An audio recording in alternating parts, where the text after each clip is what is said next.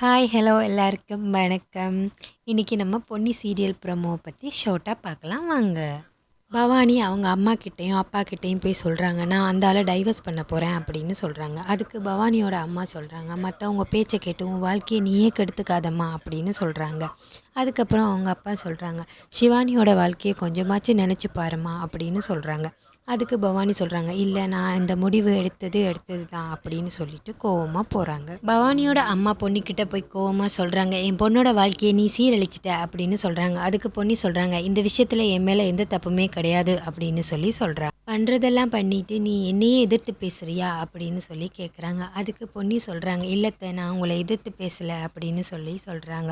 அதுக்கு அவங்க சொல்கிறாங்க, எங்கேருந்தோ வந்து எங்கள் குடும்பத்தோட சந்தோஷம் நிம்மதி எல்லாத்தையும் நீ கெடுத்துட்ட அப்படின்னு சொல்கிறாங்க.